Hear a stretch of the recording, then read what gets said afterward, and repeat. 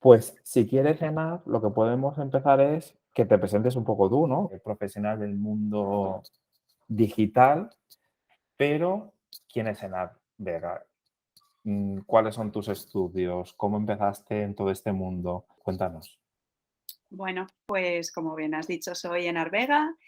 Mi background, yo estudié ingeniería de telecomunicaciones, o sea que vengo del mundo más técnico y de hecho empecé programando, o sea que era desarrolladora.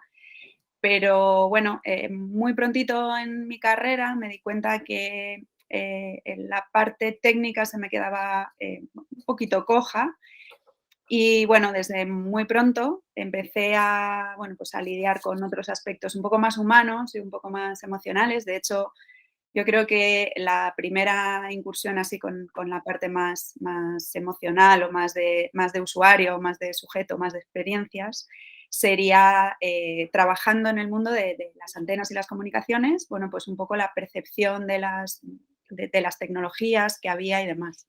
Y después de ahí salté al mundo de la automoción, ya, bueno, pues con estudios de comportamiento, diseño de interfaces, de productos y demás. Y, y ya luego el siguiente paso sí que ya fue más natural, más al mundo digital, de diseño de aplicaciones, diseño de producto digital en general y diseño de servicios. En paralelo a toda esa trayectoria, pues me formé como psicóloga, entonces al final me he convertido ahí en una cosa, un híbrido un tanto extraño, ingeniera psicóloga, que yo sé que esto explota la cabeza, pero que al final en el mundo del diseño de experiencias, bueno, pues tiene como mucho sentido, ¿no? Porque al final necesitas entender comportamientos y necesitas entender necesidades, investigación y demás, pero también necesitas entender la parte tecnológica. Entonces, bueno, pues como que en este terreno la fusión ha sido como muy clara. Así que bueno, Vale, más o menos, pues por ahí este ha sido un poco así en un minuto el resumen de mi trayectoria. muy bien. Y ahora mismo, ¿en qué estás metida? Porque yo sé que también das clase en escuelas de diseño, trabajas en Secuellas, pero sé que estás metida en varios sitios. Cuéntanos un poco qué haces ahora. Pues, a ver, yo diría que ahora reparto, mis días al 50% entre la parte más de, bueno, pues consultoría, diseño, investigación, diseño estratégico y ese tipo de cosas, ¿no? Trabajando en, pues eso, por ejemplo, para Secuellas. Y la otra parte del tiempo me empezó a picar el gusanillo a raíz de un compañero que me lo ofreció, pues bueno, empecé a dar clase y la verdad es que ha sido algo que apareció un poco sin esperar en mi vida y la verdad es que le he cogido muchísimo cariño. Entonces, más o menos divido un poco mi tiempo, bueno, digo 50% por dar un porcentaje, pero Sí, realmente no sabría, depende de las semanas, son más o claro. menos, pero bueno, es una forma yo lo veo como una forma de responsabilidad social, como de mi propia persona, ¿no? De el intentar devolver a, bueno, pues a gente que quiere dar un cambio profesional, crecer profesionalmente, pues me parece una forma bonita de entregar un poco parte de mi bagaje pues a la sociedad, ¿no? Y con la educación pues he conseguido un poco ese punto. La verdad es que sí, me siento muy cómoda y es algo que me gusta y tampoco me gustaría volcarme solo ahí y dejar de lado, bueno, pues la parte más profesional, porque creo que precisamente nos hace mejores profesores el hecho de poder ser profesionales en activo. Entonces, por eso el llevar un poco ahí, a ir haciendo el Tetris para poder con las dos cosas. Ujú. Eso me decía a mí un decano de comunicación cuando me liaron la manta a la cabeza, me lié yo la manta a la cabeza y dije, venga, voy a hacer el curso de doctorado. Me decía este, sí, es que necesitamos profesionales, Ah, pero también es muy complicado el sacar adelante un doctorado con su tesis, con su investigación, con etcétera, a la vez que también trabajas en este mundo que es tan intenso eso y es, tan que a veces los días se quedan muy cortos. claro. Y yo me quedé ahí, la verdad, hice los cursos de doctorado y no he sabido lidiar o encontrar ese equilibrio para continuar, que a mí me parece una cosa fundamental y lo que tú dices es como un deber, ¿no?, que tenemos también los profesionales de este mundo, hacia la sociedad, hacia la gente joven, es decir, oye, transmitirle todo ese conocimiento que es que lo necesitan. Entiendo Pues, que llevas ya unos cuantos años como profesora, como formadora. pues Eh, empecé. ¿Cómo es? O sea, ¿cómo han sido estas últimas generaciones? ¿Cómo ves tú el futuro de estas generaciones? No lo sé. Cuéntanos. A ver, yo empecé en 2016, si no recuerdo mal. Ahora mismo empecé a dar clase. Y es cierto que, o sea, veo muchísimo potencial, porque, claro, yo lo pienso, pues cuando yo empecé en todo esto, yo me acuerdo que, bueno, para empezar en España no había formaciones, las pocas formaciones que había estaban, bueno, te tenías que ir a otros países o traer los profesionales de otros países aquí, que fue así como empecé yo, gracias a la que entonces era mi empresa, traían profesionales, formadores de otros sitios, ¿no? Entonces, hay muchísimo potencial porque hay gente muy buena que yo curso a curso y edición tras edición me doy cuenta de que de repente descubro grandes potenciales y estoy segura que van a ser grandes profesionales. Para mí quizá el problema que tienen es este mundo de inmediatez en el que estamos sumidos, ¿no? Y parece que todo lo necesitamos muy rápido, corriendo, enseguida y demás. Entonces, lo que no podemos pretender es que con un curso de 3 meses, 6 meses, 9 meses, me da igual, salgamos siendo directores de diseño y pongo el diseño como disciplina, prácticamente podría decir de cualquier cosa, ¿no? Entonces, creo que ese es un poco el error en el que estamos cayendo y que estamos cayendo nosotros como profesionales a la hora de buscar otros profesionales, a la hora de ofrecer las formaciones, incluso a la hora de venderlas, ¿no? Del marketing que se le da a las formaciones. Eh, Especialmente además el diseño pues hay aspectos que requieren de experiencia, ¿no? Como entiendo que otras muchas disciplinas. Sí. Entonces, bueno, tú haces tu formación y no nos vale solo con quedarnos en solo la práctica, también hay que conocer las bases para luego poder hacer una buena aplicación de las prácticas. Entonces, necesitas tu tiempo, necesitas tu reposo, necesitas tu experiencia y demás. Entonces, creo que ese es el único problema, la necesidad esta de quiero las cosas ya y quiero correr, hacer un curso muy rápido para enseguida salir y demás. Creo que ese es el gran error. Pero por lo demás, veo un potencial increíble en España, diría, en general. Ujú. Porque, ¿qué perfil, o sea, qué perfil te encuentras tú de estudiante? ¿Es un perfil ya universitario? ¿Es un perfil ya que se ha especializado algo? Si pudieses hacer como una especie Mm. de perfil base o de tus estudiantes, Pues, ¿cuál sería? a ver, hay un perfil muy repetido que es siempre pensando en formaciones que lo que buscan es especializarse en experiencia de usuario, interfaz de usuario y demás. Y hay un perfil muy común que es la persona que viene con experiencia en diseño gráfico, por ejemplo, y que incluso ya ha trabajado algunos años como diseñador gráfico en diferentes contextos, vienen del mundo físico también. Ese es el perfil más habitual, ¿no? Y ese es el que más o menos casi la mitad de los alumnos que llegan por edición normalmente suelen tener ese perfil. Ese perfil lo que busca es solidez a la hora de argumentar sus decisiones y de no dedicarse solo a hacer una traslación de una representación, sino que buscan comprender desde el inicio y buscar las formas de dar ellos la solución desde el principio, ¿no? Entonces, este es el perfil más común. Ujú, Pero luego a partir de ahí, arquitectos, biólogos, psicólogos y demás en busca de una reinvención profesional.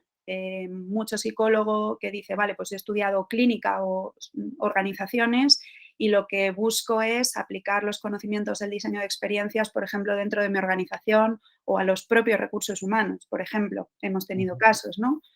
O, por ejemplo, bueno, pues el perfil de arquitecto que tiene una base de diseño, pero que le falta quizá este punto un poco más emocional y demás, que, bueno, pues es lo que buscan aquí y trasladarse o reinventarse un poco en el mundo digital, que al final no nos podemos olvidar que bueno, cada vez somos más digitales en todo, ¿no? En Ujú. nuestra vida. Entonces, esos son un poco los perfiles. Muy bien. Joder, muy interesante. Muy Mm, interesante porque yo, fíjate, tenía en la cabeza que a lo mejor era un perfil como más universitario, que acababa de terminar sus estudios y que veía una oportunidad de especializarse. Y no, y es más gente que ya se quiere reinventar, mm, psicólogos, arquitectos, otras profesiones, y gente ya con algo de experiencia que dice, necesito un poquito más de solidez a la hora de sí. este mundo digital, ¿no?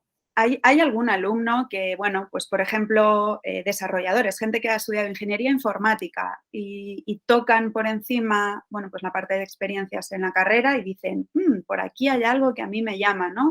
Mm, Y bueno, y empiezan por ahí, o que estudian diseño como grado y luego se especializan en este sector.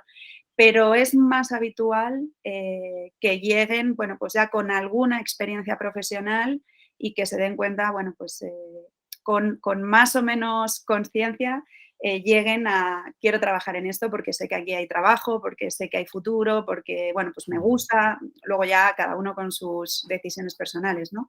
mm. Pero suele ser más ese perfil, sí. Ujú, muy bien. Bueno, volviendo un poco al orden de la charla, hemos empezado por el final. Eh, Eres Ujú. profesora y creo que directora también del máster, ¿no? Sí, De sí, que es de experiencia de usuario, interfaz de usuario para productos digitales, ¿no? eso es, eso es. ¿Qué es esto para los que no conocen mucho, ¿no? O sea, ¿cómo podríamos definir qué es esto del UX y del UI? ¿Y qué diferencias hay entre esa UX y UI? Que muchas veces se confunde. Ah, no, yo soy diseñador de UX y UI, pero son dos cosas diferentes, ¿no? Sí, a ver, esta es la gran un poco discusión y el gran un poco enfrentamiento que podemos decir. Yo parto de la base de que aún asumiendo que hay diferencias entre una parte de UX y una parte de UI, para mí hay algo que no se puede separar, ¿no? Cuando Ujú, hablamos de experiencia de usuario, hacemos referencia a esos factores un poco más de bueno, pues un poco más profundos de usuario, ¿no? De pues esas necesidades, esas motivaciones, el comprender cuál es, un poco qué es lo que está pasando, qué puntos de fricción puede haber, bueno, pues entender un poco, bueno, pues todos esos factores que puedan influir en que realmente consigamos una buena experiencia, ¿no? Cuando hablamos de UI, interfaz de usuario, user interface, lo que estamos hablando es precisamente de la interfaz, que es la intermediación, ¿no? Es el elemento que actúa entre, bueno, pues ese usuario y ese producto. Entonces, claro, pensar en una separación entre esas dos, vamos a llamarlo disciplinas o roles, se me hace muy difícil porque yo puedo, desde el punto de vista de la experiencia de usuario, yo puedo entender perfectamente bien a mi usuario y de dar unas ciertas pautas que se tienen que cumplir, pero luego al plasmarlo en esa interfaz, si no se comunican esos dos aspectos y si no se interrelacionan, va a haber desconexión. Entonces, ujú. para mí, aunque es verdad que pueden ser dos roles distintos, sí que tiene que haber una comunicación muy clara. Bueno, Sí. pues digamos que la persona de UX podrá tener el foco en ciertos aspectos y la persona de UI tendrá el foco en otros aspectos, pero al final tiene que haber relación y tiene que haber comunicación, incluso la capacidad de modificarse entre ellos. Yo puedo decir unas cosas a nivel de UX, pero luego cuando realmente se tengan que plasmar en la interfaz, pues puede haber modificaciones y esas modificaciones las vuelvo a consultar con UX y UX me aporta y entonces el UI aporta un poco más y así. O Yo, sea, que tienen que estar muy unidos esos dos roles. yo lo veo clarísimo. ¿Que están en la misma persona? Estupendo. ¿Que están en dos personas distintas? Estupendo también. Pero son inseparables al final. Y desde tu experiencia, ¿qué crees que es mejor? ¿Que sea una sola persona o que sean dos personas y que a lo mejor se retroalimenten y que mejoren un poco al final el producto? Pues mira, yo te diría que va a depender mucho del producto, de las circunstancias, de la empresa. ¿Por qué? Porque si es una empresa muy chiquitita, pues oye, pues que haya una persona que sepa de UX y UI, mejor que nada, perfecto, ¿no? Ahora bien, si somos capaces de tener dos roles, pues dos cabezas y dos ojos y dos personas con sus experiencias, aportarán más valor. Entonces, pues fenomenal. Ujú. pero que al final va a depender un poco de las necesidades en concreto del momento, ¿no? Y bueno, pues eso, en una empresa Mm, pequeñita a lo mejor no se pueden permitir tener 2 claro, roles separados, ¿no? Entonces, claro. Incluso el perfil de UX, que puede venir a lo mejor de la psicología, como hemos comentado, mm, y no tanto del diseño, lógicamente esa parte de UI, de UI, pues no la podría hacer, a no ser mm. que la desarrollase, pero O eso al final, o depende, al final, si desarrollas tus capacidades y demás, pues oye, pues perfecto. A lo mejor no va a tener tanto detallito como pueda ser una persona que viene de diseño gráfico, que ya lo tiene. Bueno, bien, pero cada uno aportará y por tanto en la combinación de los dos, lo que decíamos antes de la mm. combinación es de donde saldrá lo bueno, ¿no? Entonces, Pero sí que me quedo con una cosa. Independientemente de eso, tanto la persona de UX que es especialista en UX debe tener un ojo crítico en la parte también de UI, ¿verdad? Y a la inversa lo mismo. Es decir, una persona que se enfoca más en la parte de interfaz debe saber también comprender y entender al usuario y todo eso para que, absolutamente. ¿verdad? Y desde tu experiencia, vamos, no lo sé, pero desde tu experiencia, ¿tú crees que esos perfiles que vienen de otros mundos Ujú. aportan?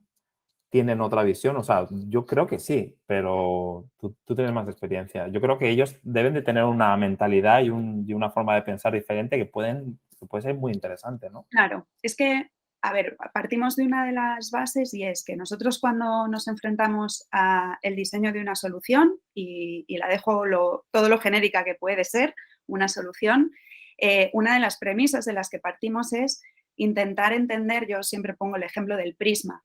El prisma como si fuera el problema y yo lo que intento es buscarle todas las caras, ¿no? A ese prisma y verlo desde todos los ángulos.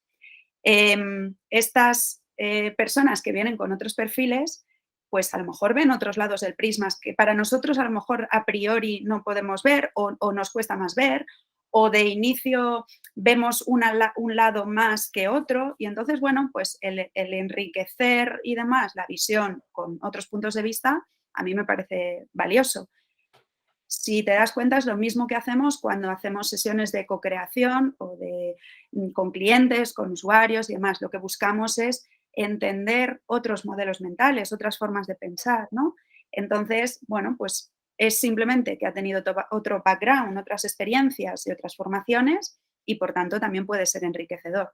Obviamente luego hay que matizar, ¿no? Y hay que entender los métodos y las herramientas y demás, pero al final no deja de ser una experiencia más para entender ese problema desde diferentes ángulos.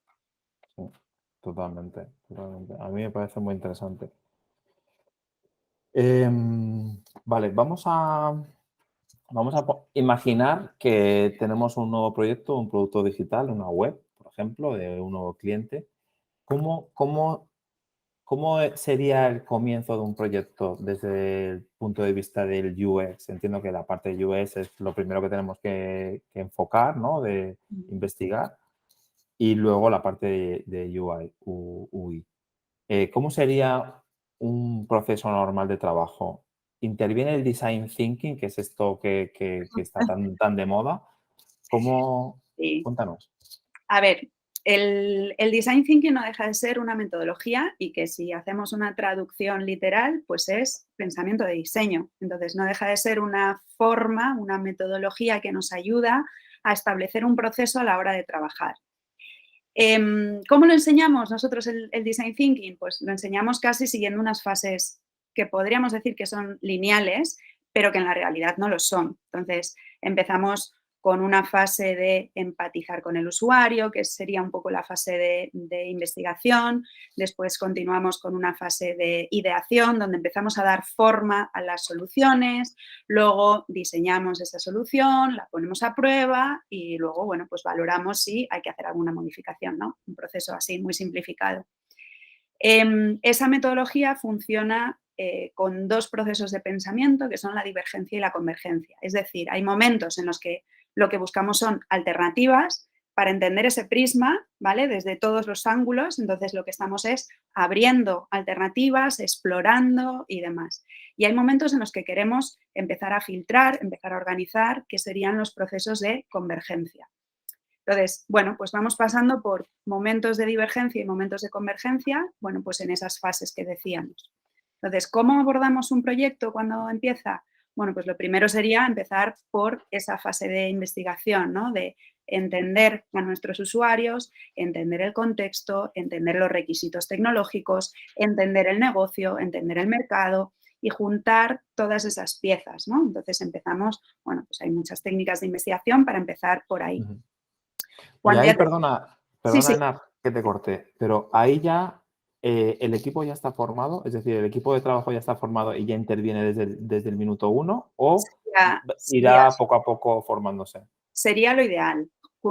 Contar con el equipo desde el principio sería lo ideal, porque incluso si pensamos en el desarrollo, por ejemplo, es que en esos momentos iniciales donde estamos entendiendo un poco el contexto, la gente de desarrollo, los compañeros de desarrollo también aportan su valor por decir, oye, cuidado, que en esta tecnología tenemos este problema o mira, pues en la conexión con los sistemas tenemos que tener en cuenta el orden de estos factores y demás.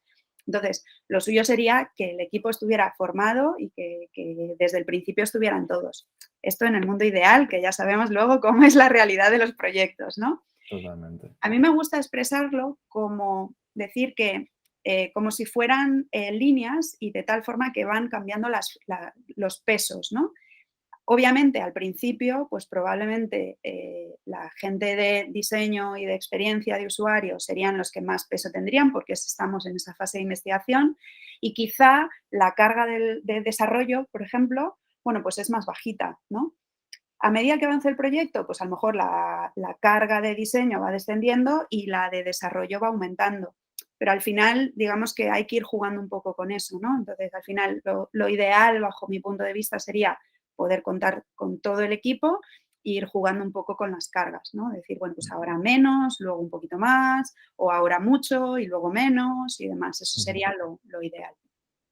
Y estábamos en la fase de investigación. Terminamos la fase de investigación, imaginamos que estamos con todo el equipo, Eso es. pero fundamentalmente está la parte más de diseño, investigando y explorando y entendiendo un poco a ese usuario, cliente final del producto, ¿no? Eso es. Entonces, con toda esa información obtenida de usuario y del negocio, porque al final, por mucho que queramos diseñar para el usuario, tenemos que ir alineados con el negocio, porque si no, el producto se muere, ¿no? Claro.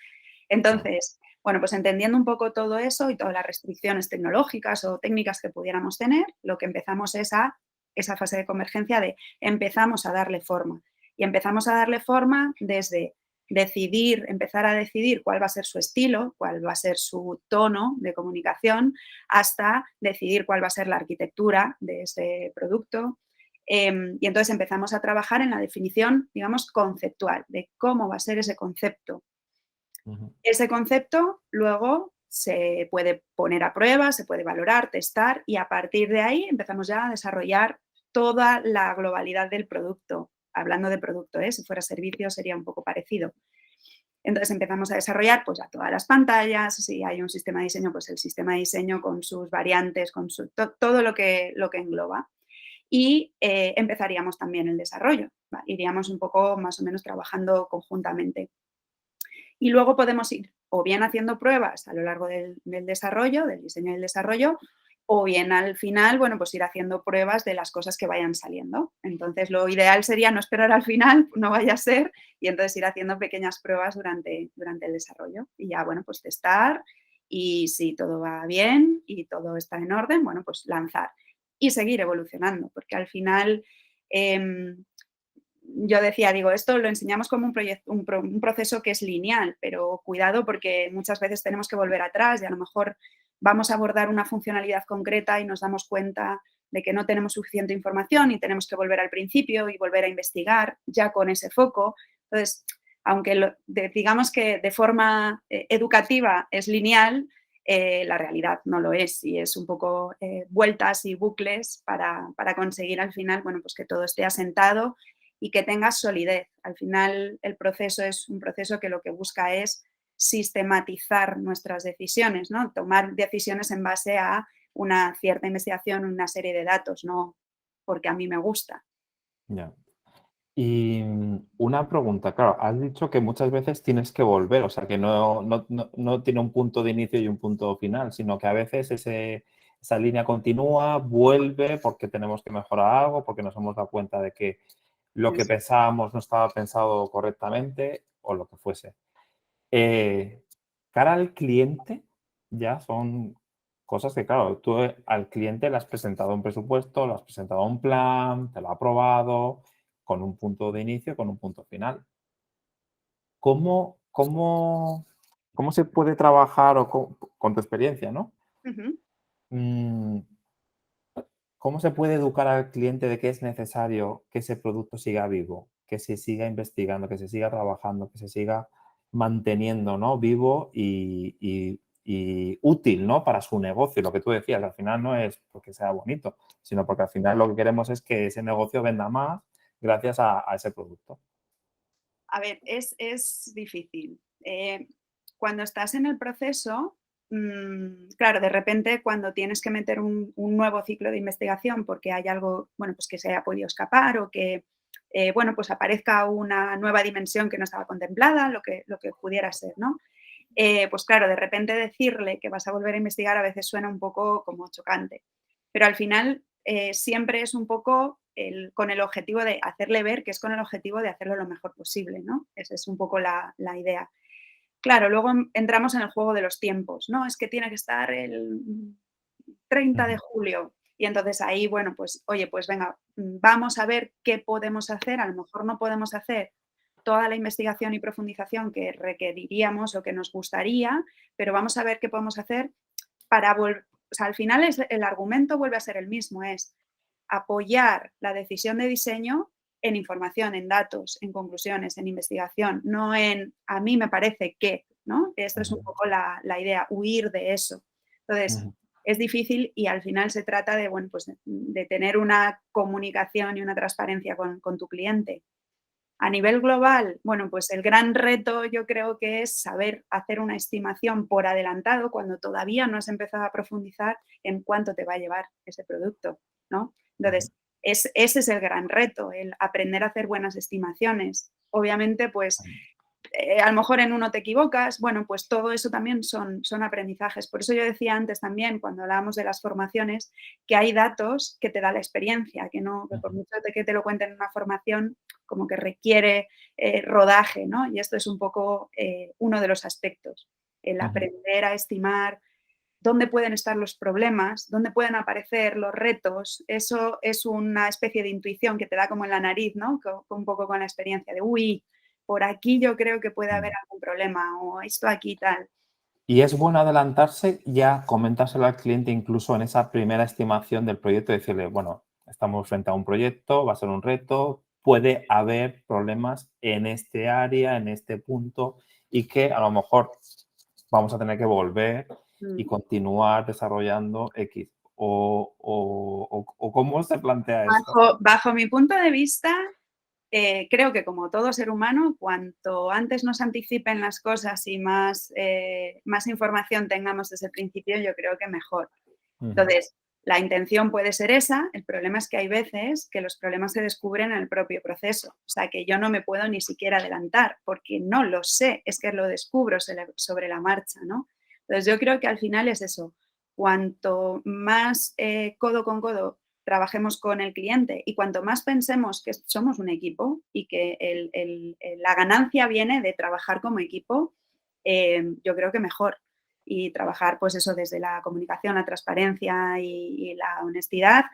Y los dos tenemos nuestros intereses, está claro, o sea, sería un poco naif pensar lo contrario, pero bueno, los dos sumando yo creo que es más fácil. Por eso yo soy de esa opinión, pero bueno, esto ya luego hay muchas formas de gestionar, ¿no? sí, sí, sí. Eh, Hablando de UX, hablando de UI, em, no sé qué piensas, qué opinión tienes sobre las tendencias del diseño. O sea, este mundo digital no tiene nada que ver con hace 15, 20 años, que yo me acuerdo que hacía páginas en Flash, Sí, en Flash sí, sí. entera, que era una locura. Esto cambia mucho y sigue cambiando. ¿Cómo afectan las tendencias al UX, al UI? O es que o es al usuario al que le afecta y entonces, por lo tanto, a cómo debemos de plantear los productos digitales. ¿Qué opinión tienes tú al respecto? Obviamente al usuario le afectan, ¿no? Porque Mm, tiene que ir amoldándose a sí, nuevas formas de interacción, y además me gusta, cuando hablamos de esto de tendencias y demás, me gusta ponerle así ejemplos muy del día a día a los alumnos y uno que les digo es, por ejemplo, la interacción de Tinder de aceptar o rechazar a una persona que te ofrecen ahí, la hemos incorporado como sí le, no le, como algo muy natural. O, por ejemplo, el cómo funcionan las historias en Instagram. Yo ya sé que si doy a la izquierda paso a la siguiente historia, si hago un swipe arrastro paso a la siguiente persona, si pincho en la pantalla se me detiene ese vídeo. Entonces, son interacciones que se van incorporando casi sin darnos cuenta a nuestro día a día. Entonces, obviamente el usuario tiene que aprender nuevas formas de interactuar. Lo que tenemos que hacer es ponérselo lo más fácil posible para que las aprenda lo más rápido posible y de manera más transparente, ¿no? ¿Esto qué nos implica a nosotros como profesionales? Pues que tenemos que estar ahí y entender cómo van cambiando las cosas. Por lo tanto, no podemos, somos profesionales que tenemos que estar como en continuo aprendizaje, porque este terreno evoluciona súper rápido, aparecen nuevas interfaces. Ahora tenemos el metaverso y el metaverso implica otras nuevas formas de interacción que no teníamos contempladas a lo mejor o que tiene ciertas restricciones. Entonces, al final siempre tenemos que estar como aprendiendo y evolucionando como evolucionan el resto de cosas. Al final, la sociedad evoluciona y solicita cosas distintas, la tecnología evoluciona y ya, bueno, pues ofrece otra serie de oportunidades. Entonces, al final es que siempre tenemos que estar ahí. Es un poco lo bueno y lo malo de nuestro sector, ¿no? Que tenemos que ujú, estar como siempre a la carrera un poco en ese sentido de aprender. ujú. Eh, y mi siguiente pregunta es obvia. ¿Y cómo un diseñador o un profesional puede mantenerse al día? O sea, ¿qué cosas debería de hacer para mantenerse al día? ¿Qué tips, qué le aconsejarías tú? A ver, em, yo creo que, igual que decía antes, ahora tenemos la suerte de que tenemos cantidad de información, y ya no solo formaciones más o menos regladas, que obviamente están ahí y la oferta es magnífica, pero hoy en día, gracias a las redes sociales y simplemente Internet, tenemos cantidad de información.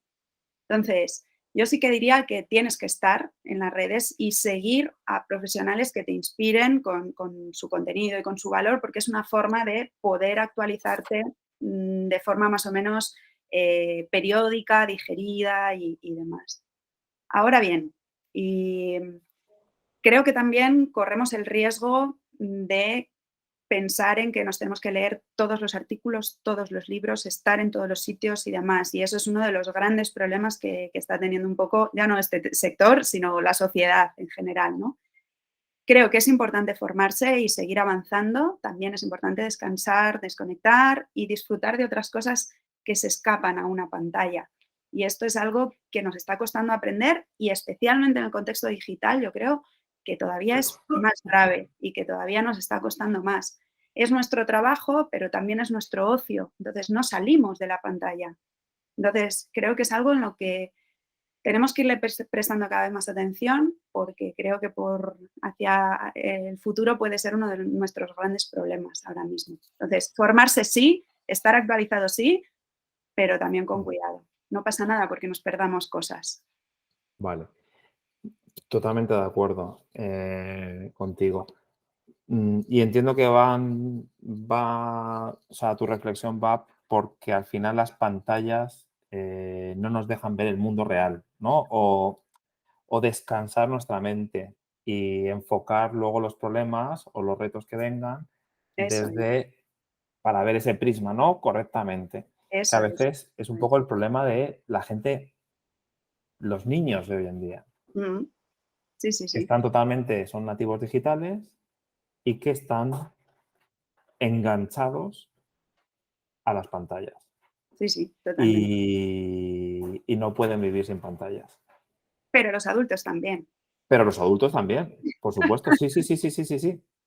Ya, o sea, un día te dejas el móvil en casa y vuelves a por él, porque te da ansiedad no tener el móvil, no poder ver las redes sociales o ver el mail o tal. Entonces, bueno, creo que hay que vivir también fuera. Yo, por ejemplo, una de las cosas que hago es intento leer en papel, por aquello de desconectar un poco, ¿no? Entonces, pues, por ejemplo, cuando leo libros de esto, pues intento leer en papel por aquello de, venga, voy a darle un cambio, ¿no? Ujú. A mi cabeza y a mis ojos. Entonces, bueno, pues por eso digo que sí que hay que formarse, sí que hay que estar en el contexto digital y hay que vivir, es nuestra profesión y por eso tenemos que estar informados, pero también necesitamos vivir lo que hay fuera para luego ser buenos profesionales también. A eso quería llegar yo, que hay que vivir fuera para Mm. luego saber aplicar y pensar con cabeza, ¿no? Y ¿Sabes? además, muchas veces nos pasa que, y nosotros que en muchos casos tenemos, bueno, pues estos momentos que necesitamos pues, cierta creatividad o cierto, bueno, pues modelar un problema, etcétera, y cuando estamos muchas horas ahí como obcecados y no nos sale, y no nos sale, y no nos sale, ¿cuántas veces te vas a dar un paseo, sales de tal, hablas con un amigo, no sé qué, te pones al día siguiente y dices, ¡pum! Y de repente aparece Totalmente. esa No, solución. yo lo tengo comprobadísimo. Bueno, Al día pues siguiente por la mañana lo resuelves en una horita.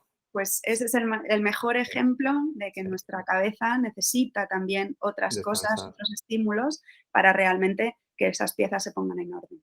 Totalmente de acuerdo, totalmente de acuerdo. Y hablando de la creatividad,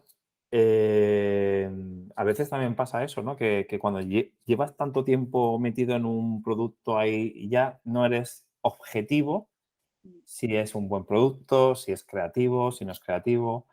Y hoy en día la creatividad o el diseño visual, la parte más estética de los productos digitales, a ver, ¿cómo lo digo? No es que se deje de lado, pero sí que se está poniendo en su justo valor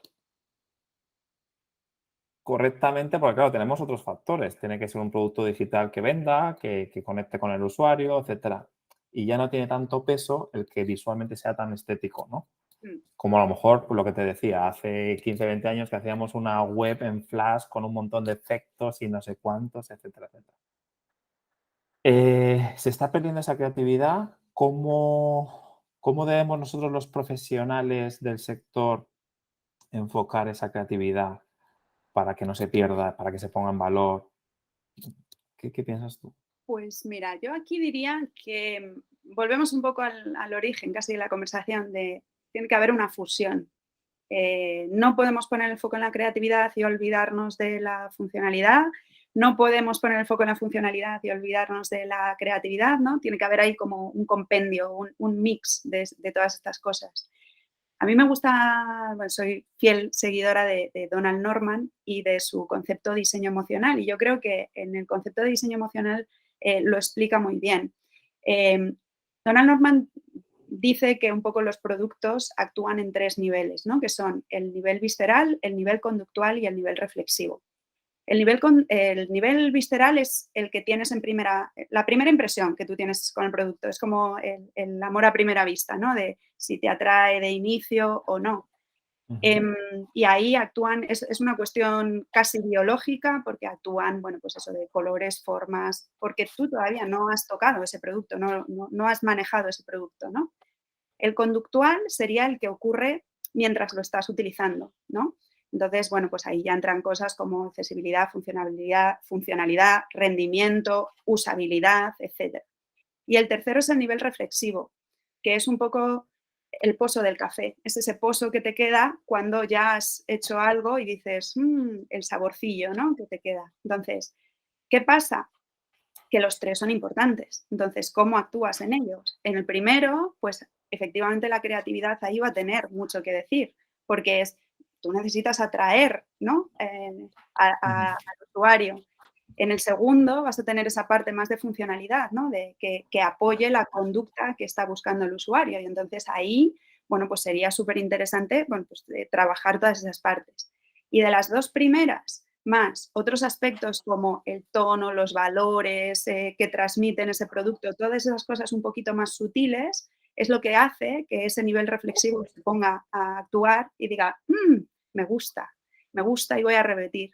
Entonces, al final, para mí este modelo refleja muy bien lo que tiene que ser un producto, ¿no? Que tiene que Ujú. tener un poquito de todo para que realmente tenga éxito y funcione y el usuario quede satisfecho, vuelva a ti, te recomiende, se lo diga a su primo y demás, ¿no? Entonces, para mí ese modelo es el que refleja todo Está esto. muy bien. Tomo nota. Me ha gustado. Me ha gustado. Enar, vamos a ir terminando. Hemos empezado hablando de formación, hemos comentado cómo ves tú las nuevas generaciones de Pontecial. Mi última pregunta sería, ¿cómo ves tú el futuro en España del UX? ¿Cómo se está cada vez valorando más? ¿Los empresarios apuestan más por esos productos digitales? Se tiene ya cada vez más presente que hay que invertir y que eso lleva tiempo, lleva sus costes. En un producto digital no tiene... Yo lo hablaba con un amigo. No, me has hecho una web, pero es que cuando termina la web empieza ese mantenimiento, empieza otra fase. Es diferente, pero hay que seguir. Ujú. ¿Cómo ves tú el futuro en ese sentido en España? A ver, yo creo que, igual que decía antes, hay muy buena cantera, hay buenos profesionales y creo que cada vez están, digamos que la parte más de empresa, cada vez se está haciendo más esfuerzo, cada vez se valora más la necesidad de contar ya no solo con estos profesionales, sino de hacer unos productos agradables. Quizá el reto para mí queda todavía en que sí que se entiende el esfuerzo de cara afuera, es decir, todo lo que sea un cliente final, pero, por ejemplo, no se está poniendo todo el foco en cosas que yo necesite para mi trabajo. Todo lo que tiene que ver con intranets, todo lo que tiene que ver con aplicaciones internas de uso. Ahí todavía es como, bueno, para los trabajadores vale de cualquier manera. Ojo, que son usuarios también y que son, digamos, que tu reflejo de cara al mundo también son ellos, ¿no? Entonces, a ellos también les tienes que cuidar y les tienes que... Entonces, creo que en esa parte de trabajo un poco más, lo que no se ve de las empresas, ahí hay todavía mucho, mucho por hacer. Pero sí que creo que cada vez se está poniendo, digamos que la rueda ya está en funcionamiento y bueno, pues el hecho de que grandes empresas y grandes, pues la banca y demás, haya ido visibilizando un poco esta Ujú. labor, la importancia del diseño y lo que el diseño puede aportar a las organizaciones, creo que ha ayudado y en ese sentido como que vamos para arriba, ¿no? Vamos con buena tendencia.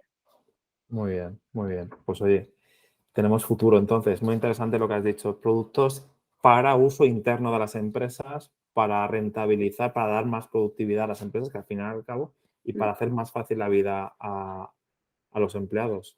eso Que es es, verdad que muchas veces estamos más pendientes de vender ¿verdad? y Eso nos es, olvidamos de nuestra gente. eso es. Totalmente de acuerdo. Pues muy, muy interesante, la verdad. Pues nada, Enar. Un placer. Ha eh, sido un placer, sí, sí, sí. Me ha encantado la charla contigo. Y nada, muchísimas gracias. Muchísimas esperamos que la gente que nos escuche, que nos vea o lo que sea, pues que siga aprendiendo un poquito más sobre este mundo digital. Ujú. Y, y muchísimas gracias por tu tiempo. Muchísimas gracias a ti, Borja, por contar conmigo y nada, seguimos hablando.